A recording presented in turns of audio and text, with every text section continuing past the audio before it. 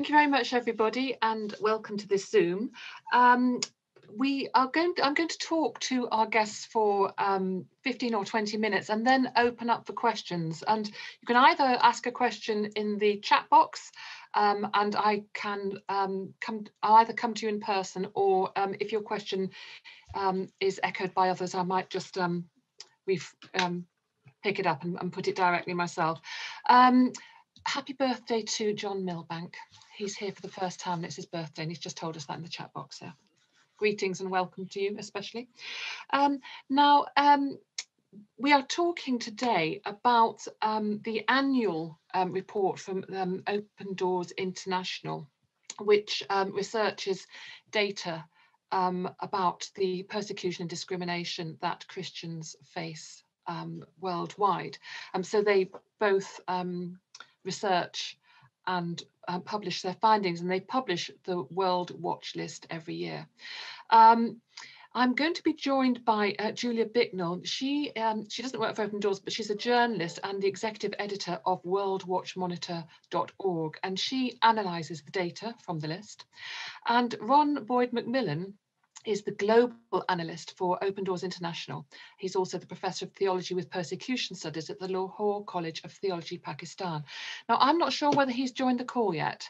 So I'm going to start with Julia, and then could somebody please alert me in the chat box or by waving madly or something and let me know that he is here. So Julia, you may be on for longer than you think. But the key finding seems to, from the report this pandemic year, seems to be that the pandemic has made persecution a lot worse for Christians. Can you talk us through why the report is coming to those conclusions? Well, let me give you an example. You probably remember that last year, India, for instance, overnight, all the millions of migrant workers were told that they had to go back to their villages. And many millions of those would have been poor Christians, daily wage earners. And Open Doors did a survey of about 100,000 of those, and it found that 80% said that they had actually been dismissed from food distribution points. Now, we're not talking about aid that, you know, the government supply chains or there weren't enough supplies for rural villages. We're actually talking about people who were turned away. Now, this is often not because of, they were turned away, and the point being that their religion would have been known. Oh yes, what I was going to say, it was not necessarily by government authorities, it could have been by village committees or local groups who run, you know, the kind of local distribution. So I'm not saying it was necessarily deliberate or a policy, but it was definitely happening. And we know that those were poor Christians because the government of India itself did an unemployment survey back in 2017 to 18, and it found that Christian men, both in the rural and the urban areas, were the people most likely to be unemployed. So that's just a snapshot of one country. That denial of food aid has happened in other countries as well, from Pakistan to Yemen. Another aspect which might be a bit surprising is that you might think that with the lockdown, and many countries are in lockdown and have been, that incidents of violence, attacks against churches, murders of Christians, etc., might go down because everyone's obviously at home. Well, interestingly, the findings that came up were that, particularly across West Africa, it seems like the Islamist extremist groups operating in Nigeria particularly, but also Cameroon, etc., they were actually seemed to be taking advantage, because during the lockdown, those numbers of attacks on Christians and churches and villages were actually going up. So those are just you're raising a point here about who's behind the persecution, and yeah. Clearly the two examples that you have given so far are of non-state actors. I mean, interesting, you talk about the rise of violence against Christians in West Africa. I mean, I think the report shows that curfews have also meant that there has been less violence against Christians in some other parts of the world. That's definitely true, definitely, and particularly in Asia, yeah. But if we continue just to talk about the non-state actors, I mean, one of the things that the report also finds is that blame for for the very pandemic itself has been laid at the door of Christians. Can you give me an example of that?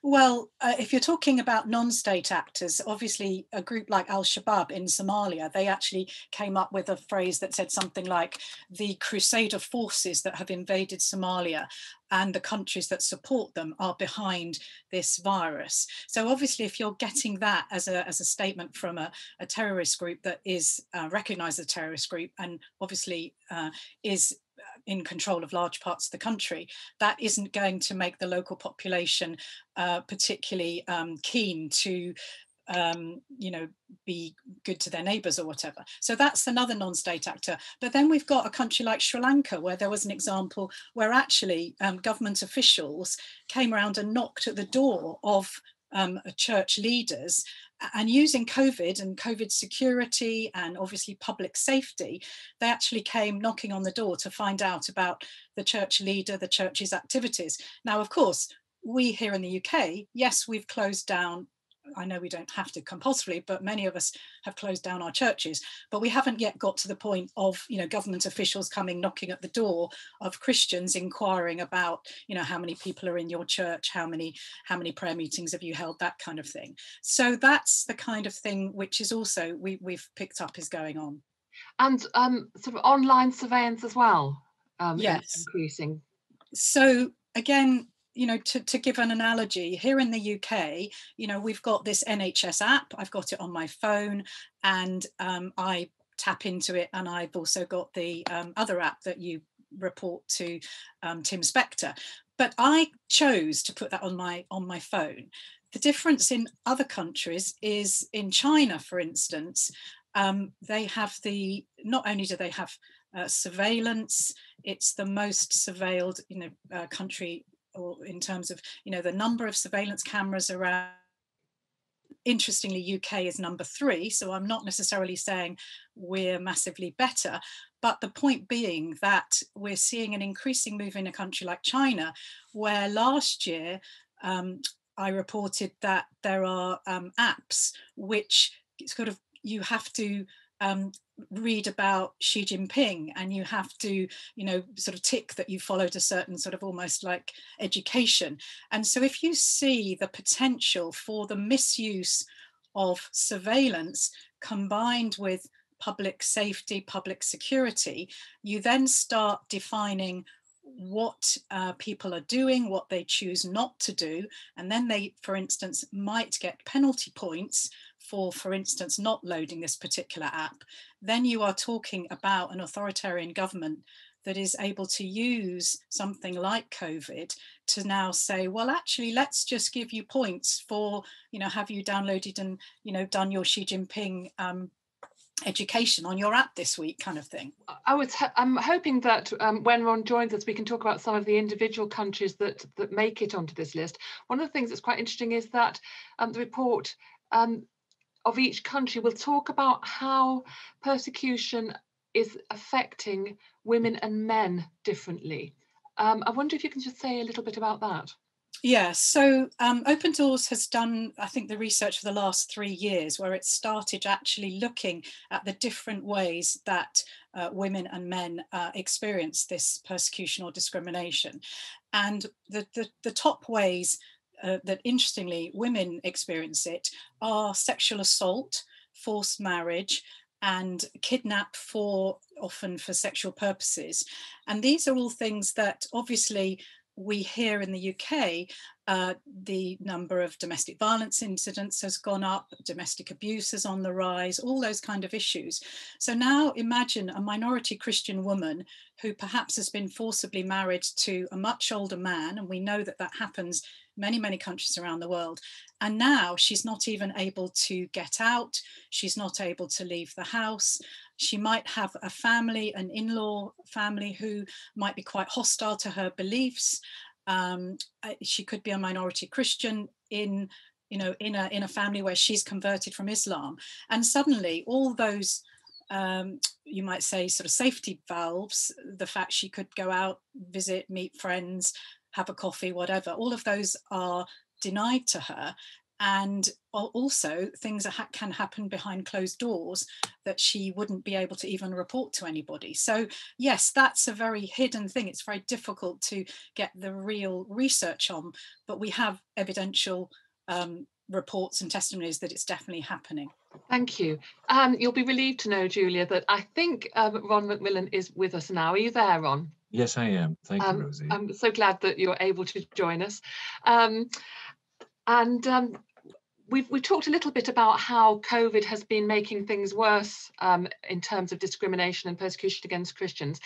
I wonder, before we talk about a couple of countries in detail, can you distinguish for me the difference between persecution and discrimination? Do you make that distinction? If the report is for the Western consumption, yes, we do. If the report is circulating in persecuted countries, no, we don't. Right. So what's the difference? What is the difference you make in definition between the two? Persecution, we tend to think, is a more extreme word, and it usually involves some kind of physical beating up. There's a physical dimension to it. Discrimination tends to be much more to do with, say, difficulties with employment and so on. It's not so physical. It doesn't mean that it's not as significant in terms of impact on a person, but that's the distinction that's made. It's usually to do with the degree of physical harassment that takes place. Thank you. So when you talk about 340 million persecuted Christians worldwide, that's a sort of combined figure.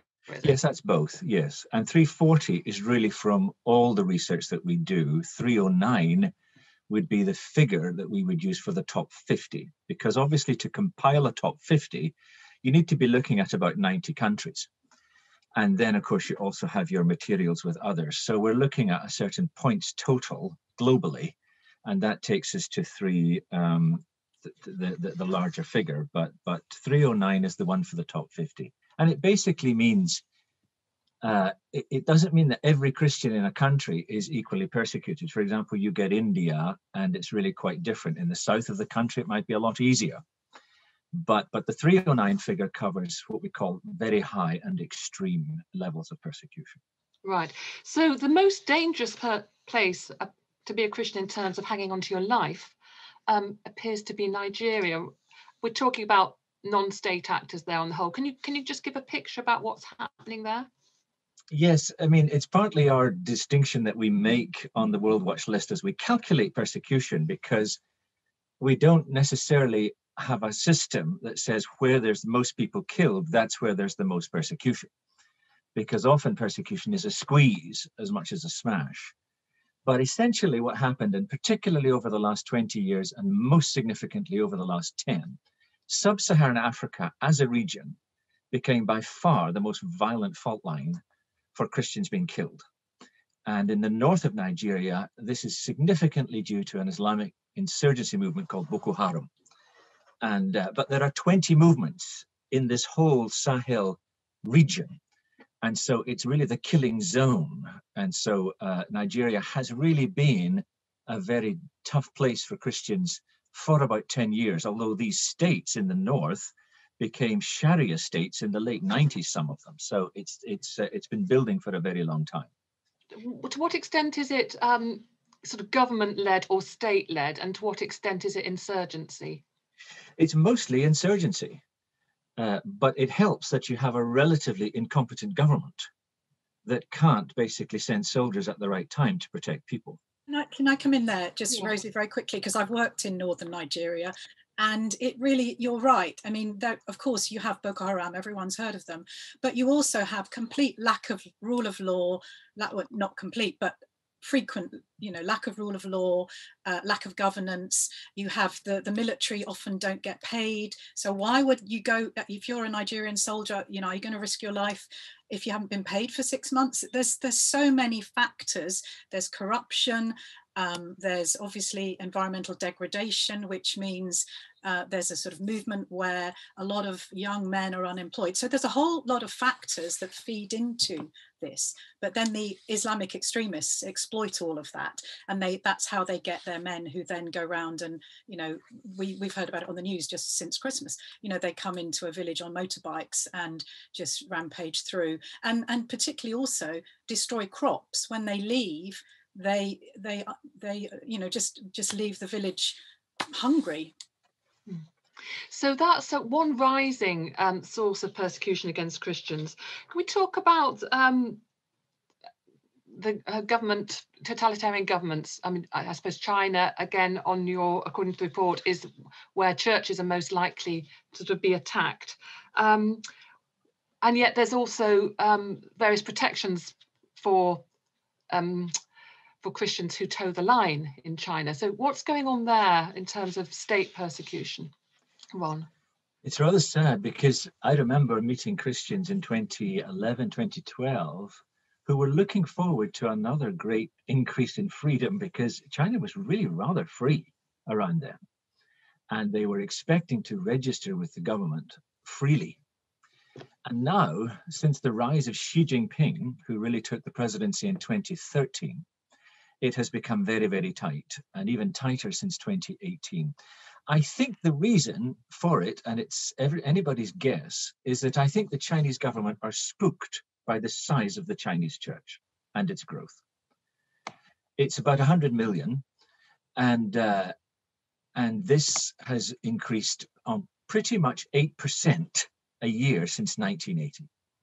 And if it continues to grow at that rate, you're looking at maybe 300 million Christians by 2030, and 600 million by 2040. Now, the Chinese government does this kind of planning. Their economic plan runs to 2049. So they are definitely very exercised about the growth of the church. And it's not like we're back to the days of Mao. I would say we've gone back to the 50s rather than the 60s, because under Mao's China, there was no church allowed. But there is a church allowed now. It's just very, very controlled. And I think that that's really the fear is with this new ideological concern that Xi Jinping has brought. The Chinese... Which Christian churches are most vulnerable? Because, I mean, you've had, you know, the Pope's got some sort of agreement about the appointment of Catholic bishops, which, you know, maybe protects some Catholics. There are churches which are having to sign up to all sorts of things, including redactions of the Bible, apparently. Presumably they're protected as well. So, I mean, who's particularly vulnerable here? I would say that it's mainly those house churches which tend to try to keep themselves outside government surveillance, which is very hard to do now with the mobile phone, who have very large movements that are that involve many provinces. So they're, in a sense, regarded as an infrastructural threat to the Chinese government itself. There are other categories of Christians, though, that are really, really hammered. And that would be, for example, those who have converted from, say, a Uyghur Muslim background or a Tibetan background, because they not only face trouble from the government, they face it from their own communities. So they've got a kind of double whammy. Well, except that it's hard to think of anybody more persecuted in China than a member of the Uyghur community, full stop, isn't it? Yes, and I wouldn't want to get involved in persecution stakes, you know, and say, oh gosh, you know, the Christians are far more persecuted than anybody else. It's very widespread, and there are specific categories that are in awful bother, and not all of them are Christians. But in terms of numbers, there is no comparable group of people, you know, totaling 97 million, that the government regard as a potential threat to their rule. Does the report cover Hong Kong? Because with all that's going on there at the moment, it doesn't. It doesn't really. And remember, this security law is not really against the church. So it doesn't quite count in our methodology. The third source of persecution that sort of jumps out from the report is religious nationalism. And we're talking quite a lot about India, but that's one of the countries that is highlighted quite a lot. Where else is the rise of religious nationalism posing a real problem for Christians? You would get it in Bhutan. You would get it in Sri Lanka quite badly. That would be a Buddhist nationalism in Sri Lanka. And that has meant real problems for the church there, mostly for the Pentecostal community. because they tend to be out in the more rural areas. There is an urban-rural divide very often in persecution as you look around the world. It's much safer to be a Christian in the cities, and this is particularly true for places like Latin America, than in the rural world, where there's, as Julia said, very little rule of law, tribal, honor systems may work, may operate, and so it can be very, very difficult there. So it's really, I would say, Christians in smaller areas in places like Sri Lanka that are also affected by the wave of religious nationalism. But India is the big story on that front. Hoping that people's, right, I've got a question here from Philip Bilson. Do you want to ask it, Philip, yourself? It concerns Hong Kong. Sure, yeah, hi. Just interested in how the situation's changing in Hong Kong at the moment, and whether the churches, I've had a little contact with one church over there, and certainly they're pretty coy about going public about anything. I mean, is it the case that churches are very worried about persecution at the moment from the Chinese authorities, or are some of the freedoms which were purportedly supposed to be still going allowed in Hong Kong still existent for Christians there? I would say they still have more freedom because you don't have to, for example, worry about praising the government in Hong Kong in a sermon. But you do have to worry about that if you're in China. I remember speaking to a pastor recently, and he said, I really hate the fact that every Sunday I am being assessed on how loyal I am to the Chinese government.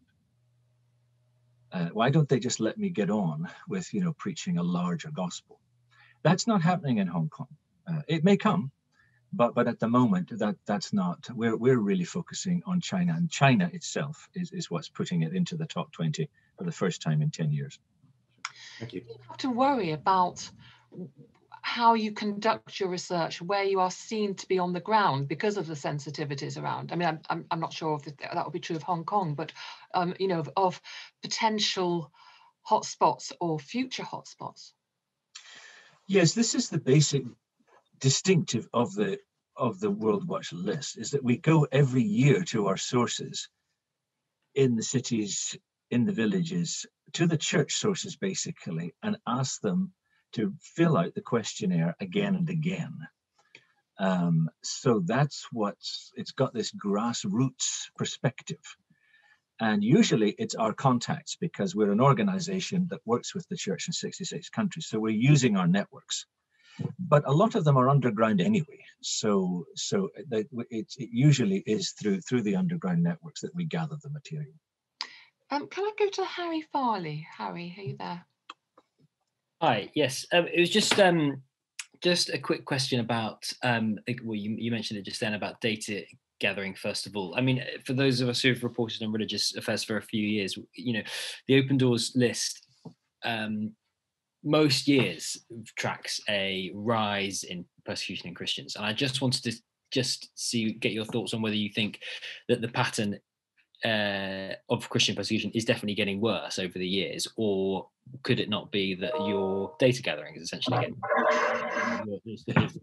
it's a question of more incidents being reported than more incidents actually taking place? That's the first question. And then just a second question, the sort of top line to your press release is that Christian persecution is getting worse because of COVID. And I just wanted to just check, is it because of, or is it despite? What's the sort of causal link there that you make? Well, yes, of course. Harry, we know that data collection is getting better all the time, and there's no doubt that as each year passes, it becomes easier to communicate with people on the other side of the world, and you can talk to them on Signal or WhatsApp or whatever. But coming back to the COVID, I think again the parallels. I mean, it's not only Christianity that has said, there has been discrimination against religious minorities due to COVID. I mean, what happened in Pakistan, for instance, with the Shia Muslims returning from pilgrimage in Iran? I was across that quite a bit last summer. And there was definitely, there was even talk, I think, in government media were talking about the Shia virus in some cases. And so, if you're looking at the pattern of COVID COVID restrictions, COVID surveillance, etc., as we've talked about before, then I think, with those, examples that I've given, I think we can see that COVID has not helped the situation. If you're already treated as a second-class citizen in a country, and this is exactly again what's being borne out here in the UK, we're looking at Black, Asian, minority, ethnic background seem to be more discriminated against in terms of they are the ones that are going out working on the front line and key workers and that kind of thing. If you put that situation into some of these other countries, it's very similar. If you're a poor Christian, you are going to be doing the dirty work. You're going to be cleaning the sewers in Pakistan. You are going to be, trying to eke out a living. The other thing we haven't mentioned is, of course, churches around the world, many of them rely on their congregants coming to a service on a Sunday and giving a donation. So we've actually noticed that, for instance, in Latin America, the church leaders were saying, because people couldn't come to a service, their incomes have dropped by about 40%. We know from the RMC call last week, the Church of England is saying the same thing. So it's not that what we're seeing globally is unusual, it's actually in line with the trend we're seeing here in our own country. So I think we have to sort of bear that in mind when we're thinking about the impact of COVID. It is affecting the marginalised, the poorer, the socially excluded communities around the world. And to answer your first question, we would definitely say that it got worse everywhere to be a Christian since about 2012 or 2013. And if you like, there's sort of 5 handles to get the global drivers of it all. One is obviously the aftermath of the Arab Spring and the chaos of the civil war that you had in the Middle East that put the Christians there on the defensive. That was a big increase. Then you have Islamic extremism creating another hub in sub-Saharan Africa. And that's, again, a feature of the last 10 to 15 years. Then, of course, you got China's leaders becoming more fearful of Christian growth. That started to really spike up with Xi Jinping. Hindu extremists gained power again in 2014. And of course, they had another landslide. So that put India up. And then we also say that narco traffickers are increasingly out of control in Latin America. So that, take Colombia, for example, half the territory is not run by the government of Colombia, it's run by cartels. And so if you are a Christian in these areas, you're in this front line. So those are the 5 kind of global drivers, and they've very much increased in intensity, particularly in the last 5 years. Can I just pick you up on the one about the organised crime gangs in Latin America? I mean, priests are being shot and because they get involved, but is that a case of they get involved and that's why they're being shot, rather than they're being shot because they're Christian? Well, for example, if you are a Christian farmer in an area in northern Colombia where the Sinaloa cartel operates, as a Christian you refuse to grow the cocoa leaf because you do not want to contribute to the cocaine trade. That gets you shot. But they refuse to grow the leaf because they are a Christian. Thank you. And can I also come in? I mean, again, I've done some research and talked to 1 or 2 of the analysts from the World Watch research list, and they tell me that typically what's happened this past year is the narco traffickers who control the local area, they can almost put up kind of gates, entry and exit points, controlling access, because obviously they're saying we want to keep everyone safe in our area because we're nice, nice guys. And in fact, what they've done, there have been instances where they've actually insisted that a Protestant pastor or church leader is the one who mans the gate for them, and when the guy refuses to do that, then they threaten him and his family with death or kidnap or whatever. And so some of them have actually experienced that. So again, that's using the excuse of COVID, oh look, we need to control access to our area, but actually then abuse that power that they've also increased and extended their powers, many of these groups and gangs, they've had more control of social systems than the Latin American governments in some, or the Central American government, and particularly countries like Honduras and El Salvador. Thank you. Can I take a question? John Sebastian Milbank, would you like to unmute and ask your question? Yes. So my question was on the increasing violence in the Sahel. I was wondering, we've obviously got, I'm quite familiar with the demographic effects of terrorism in the Middle East. Is there an equivalent effect in the Sahel? Are people moving south? Are people choosing to convert out of fear? And often this stuff has particularly targeted children and young girls. What's the demographic effect been? Have you managed to monitor that?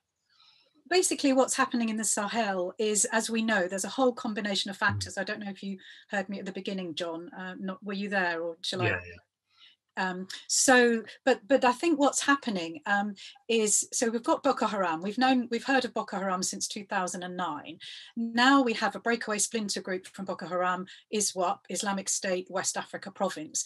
But as Ron also said, there's about 20 groups. So you've got the combination of climatic change, environmental degradation, all those sort of things which are pushing, particularly the nomadic Fulani herdsmen. They are pushing them south because we know that the Sahel is actually spreading. Yeah. So with all those factors, that is putting pressure on the land.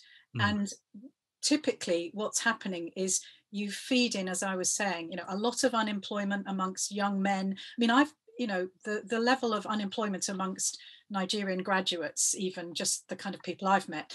So all those things are putting pressure. And then if you have an Islamist group saying, we'll pay you, we'll give you an education, we'll fund you if only you do this, and da da da da. So those are increasing pressures. So what you're sort of having is almost like a spreading of discontent in the society, which then the Islamist extremists are then exploiting, combined with, often, kind of incapable government. So when these incidents happen, there's often impunity, and then that kind of feeds into it again, because if the Islamist extremists can get away with it, then they will continue to do it. And those factors are combined with the drugs trade and many other things that are going on. And so it's just sort of spreading really, and kind of seeping into society. Does that answer your question? No, but I mean, that's really helpful. My specific question was whether it's having an effect on the numbers of Christians living in places like northern Nigeria. So are people moving south? Are they moving to other countries? I just wondered if you knew. Well, the honest answer is most of them are living in displacement camps. A refugee is someone who leaves their crosses their national border. Typically, most northern Nigerian Christians don't have the funds or the wherewithal to cross the national border. So they end up in a big IDP. So they're internally displaced. Yeah, exactly. And so we know there are hundreds of thousands in camps. And the UN has warned about this a couple of times just in the last year or so. Something like, I think it's, there are fears that up to 1 million people may be hungry in that part of the Sahel band, simply because you've got all these displaced people who are not farming their crops. They've fled a village where the crops maybe have even been destroyed, and the government is not equipped and doesn't have the finances to then feed all these displaced people. So frankly, they're in a wretched condition. But part of it is the violence, part of it is the land degradation. It's a whole combination of factors. We've got something in the chat box here saying that Burkina Faso is another illustration, more than 1 million displaced in 2019 to 20. Ruth Peacock. Yes, I just, when you're answering some questions about how you collect the data, and you've got the same number of people that you go back to year on year, if your data is gathered primarily amongst the underground churches, my question is how accurate a picture that is of the church as a whole in those countries. There are state churches. Well, what's your estimation of that? Right. I was emphasizing the underground church because it's one of the distinctives of the World Watch list that we cover that group, as very few others can. But the system of gathering information is threefold. You have a group, that's our central research department. They study the countries. They are specialists in the areas, and they study everything about the country, all denominations, megatrends, whatever, to track this. Then we have our own groups that go around the churches, and they'll try to make it as broad as possible, Catholic communities as well as Protestant, whatever. And then there's a third group that we also call in, and they are what we call outside experts. They're not connected with the organization, but they will be experts maybe on government policy, maybe on particular minorities or whatever. And we put the three together, and that's how we do our points calculation. And then that has to go to another group, an independent group called the International Institute for Religious Freedom, and they audit the results. They have to be satisfied that we have taken care to gather the material adequately and evaluate it properly. So that's the whole, that's the system as it works. So it does try to spread the net quite high, quite far. Sorry, Rosie, can I just ask another question? Right. Yes, of either Julia or Ron, and that is about your organisation, Open Doors. Can you tell us a bit more about that, whether it's based in the UK or the USA, and how you're funded, please? We're funded by donors. We're an organisation that basically is dedicated to strengthening persecuted Christians. It was started by a man called Brother Andrew in 1955, who was one of the original Bible smugglers who took Bibles to the Christians of Eastern Europe when very few others were, and it grew out of that. Now we have a presence in about 66 countries, and we work with Christians of all denominations to bring sometimes literature, sometimes just our presence, sometimes our prayers, and our advocacy work is all there just to strengthen them. That's basically what we're about. Are you still smuggling Bibles? In some places, yes, but in a lot of places, it's not needed anymore. You know, that was very much an 80s and a 90s thing. The major work we do is training and also socioeconomic development, particularly for those who would say come from a Muslim background and they lose their livelihood. Or, you know, how do you help people reconstruct their life in the Nineveh plain when they had to flee and they're coming back to find their homes in rubble. So we'll do socioeconomic development too. We're not tied to one particular thing. We'll look at what the community needs and try to provide it most strategically for their long-term benefit. We're moving on to, you know, maybe perhaps advocacy and what might be done about some of these situations. Catherine, are you there?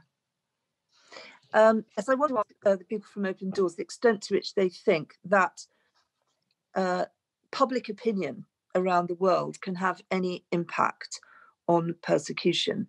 To what extent, for example, if governments enact sanctions against countries where there's a great deal of persecution, whether this makes any difference. I'm partly thinking of the fact that we had a major report commissioned by the Foreign Office when Jeremy Hunt was Foreign Secretary a couple of years ago, which examined Christian persecution around the world and whether countries where this persecution takes place sat up and took any notice of it. I would say it depends entirely on the country. If America pressures Egypt, they listen, because Egypt is significantly dependent on American aid. If you criticize China publicly, I don't think it will make any difference at all. Might make it worse, but then the way to do advocacy in China is maybe private and face-to-face. So it really does depend on the political realities, but I totally agree with you. There are some regimes that are politically impervious to public opinion in that regard. So it's quite a skill figuring out what advocacy strategy works best with which particular state. Did that Foreign Office report matter at all? I would say in all the experience I've had as a journalist covering this issue for the last 8 years, yes, it does make a huge difference. And I think I underestimated, even coming into it as an ex-journalist from BBC World Service, quite how much it does make a difference. I'll give you one very specific example. The freeing of the Pakistani Asia Bibi, as we know, she was acquitted by a court. She was found, the charges against her, which, were going to give her the death sentence for blasphemy, were thrown out. But then she couldn't leave the country. She was effectively under house arrest. And Imran Khan, the Prime Minister, was very hamstrung. Sorry, the light's coming into my window here. I don't know whether I'll just leave the blind, keep talking. I have the same problem. Yeah. and so it was only really, it was a number of factors, and clearly the fact that at that time Rehman Chisti was involved in this issue. He, has Pakistani background himself. I'm sure he spoke to people. I know there were visits by people like Lord Alton and other people. But my understanding is one of the critical factors was the threat of trade sanctions by the European Union, which were effectively that threat was delivered by the then EU Special Envoy on freedom of religion or belief, a Slovak man called Jan Figel. And I understand that it was his meeting and his threat of these sanctions that basically, was one of the key points that led to Asia Bibi being allowed to leave for Canada. Now, coming back to the Truro review, I think other countries, these kind of countries, they're aware the UK government has put this issue to the top of the agenda by producing that report. They've seen what it says about them. They've seen that, yes, wheels move slowly with foreign diplomacy. But I think that if we don't do anything about it, then these countries will continue to think, well, it doesn't really matter. Whereas when you shine the light, and particularly the Foreign Office and the diplomats now, as some of us on the call know, they now get training to look out for these issues in their work as diplomats on what is happening to the minority faiths in a particular country. I think that is making a difference. And it's very complicated in practice, because I remember traveling around with Pope Shenouda, the previous Coptic Pope in Egypt. And he said, I want you to criticize the treatment of the Christians in Egypt. But he says, I will criticize you for doing it. He said, that's just what you have to accept, because I have to live here. So I have to look like I'm defending Egypt. But I want you to really call out the Egyptian government on it. So this is what I did. And I didn't get thanked in public from him. And so you could write up the story saying Pope Shenouda disapproves of this report or so on. But actually, in private, he said, no, that's what you have to do. But you have to understand what I have to do publicly to be here in this land. So it can get very Jean Le Carré-esque. We're just talking about the role for the UK government. We've got Fiona Bruce is the new commissioner for freedom of religion and belief. What would you like her to do with this report when it lands on her desk on Wednesday morning? So one of the things that I've noticed, having also worked in international development, there used to be a bit of a blind spot, certainly 10 years ago, as to the absolutely significant fact that 84% of the world says that religion is important to them in their everyday lives. And I think, if I'm honest, 10 years ago, the whole role that religion plays, the role that faith actors and faith-based groups and faith leaders play in the bringing of, say, the Sustainable Development Goals was completely underestimated. It was almost ignored. And now I think there is a growing movement that says we need to recognise, if we're going to tackle these issues for the Sustainable Development Goals, we have to recognise that faith communities are incredibly important, and what happens to them is incredibly important. And therefore, we're looking to how do you integrate them in the same way that we've now integrate gender and the gender aspect into all development programs. I think this is slowly coming, that there needs to be a recognition of the role that faith-based actors play and faith groups play in bringing, whatever it might be, whether it's climate change or whether it's education, whether it's, the rights of children, all those things. So I'd say that's definitely one thing that Fiona Bruce needs to be thinking about and looking at. There was a very good report last year, I think it was out from Theos, and they talk about that distinction that Robert Putnam, the sociologist of religion, makes between bonding and bridging capital. Bonding capital means it bonds people within groups. Bridging capital means it actually creates social cohesion between groups. And the argument was that the British government was quite good at recognizing religion in its bonding capital, but very poor at understanding its capacity for bridging capital. Can Christians bring different communities together, those of faith and no faith? Can Muslim communities do that? That was regarded by the government, the argument was, that they didn't think that religion was capable of being a bridging capital. And I think that's what we want to say. I would say, as an ex-journalist, I want to say that maybe this could be the greatest story of the age that is going woefully undertold. The difference, how people of faith are really changing the world for the better. I know some are telling that story, but I don't think it's told well enough. And I would want her to look at the World Watch list as a way of getting in touch with that larger and amazing story. Well, as far as Open Doors International goes, it's concerned about persecuted Christians, it's supporting them, it's bonding them. What's it doing in terms of the bridging with other faith communities who are facing persecution? Quite a lot. You see, at the grassroots level, if take Burkina Faso, I was just talking to someone, his name was Burimo Dallo, and he's a pastor, and he has a group, they're all Muslim background believers, as most of them would be, and they've actually gone and fixed the roofs of all the mosques in their area.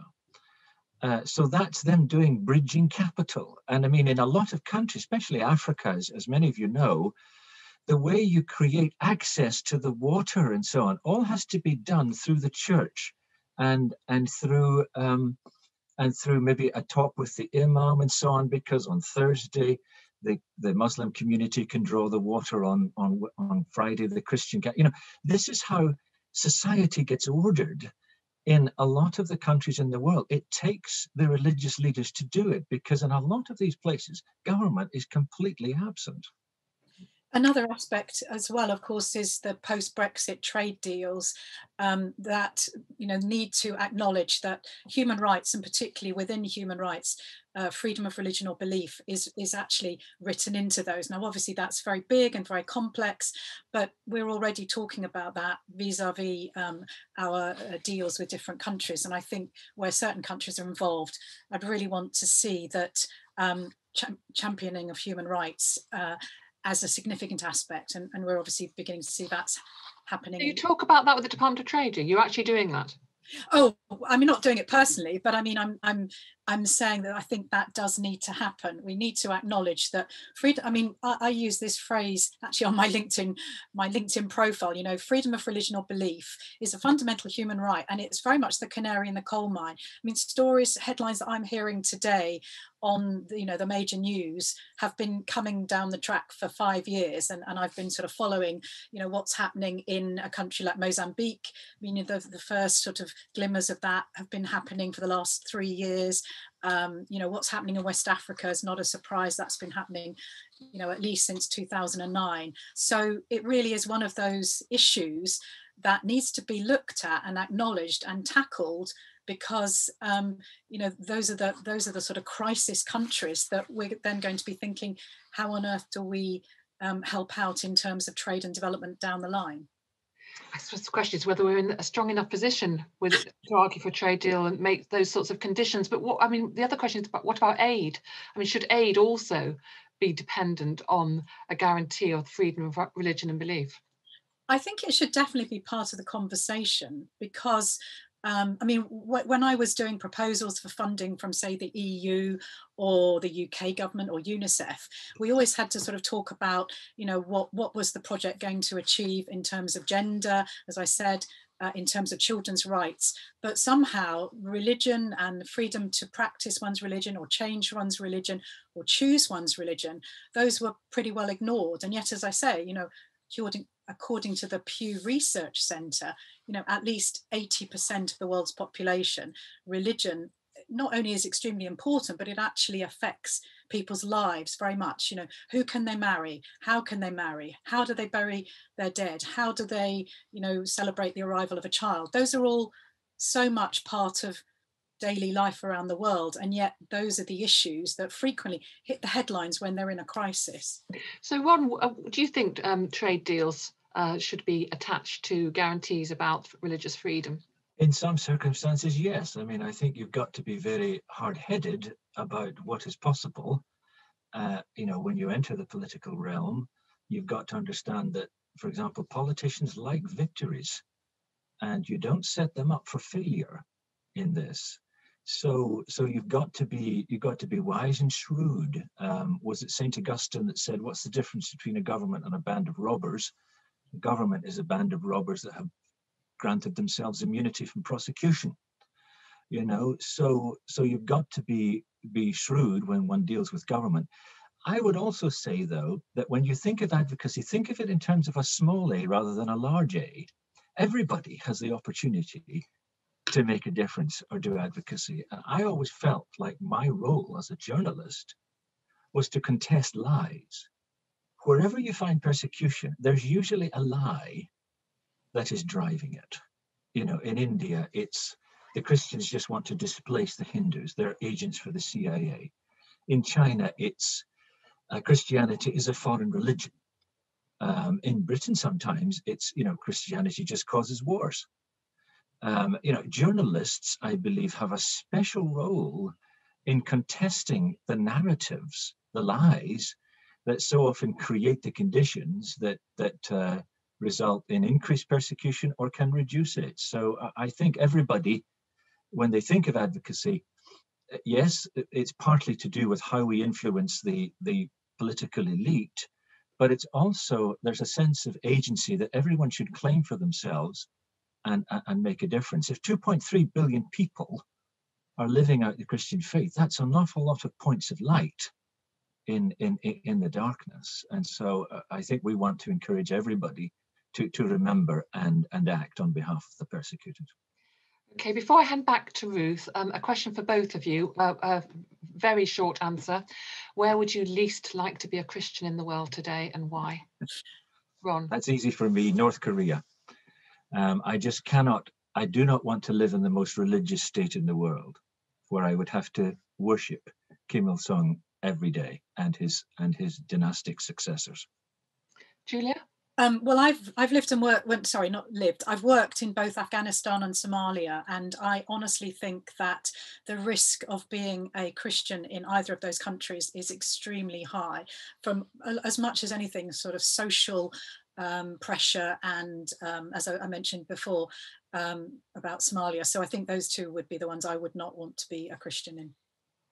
Thank you both of you very much. It's been such an instructive and interesting conversation. I'm just going to hand back to Ruth to say a few words before we go and get our lunch. Thanks a lot.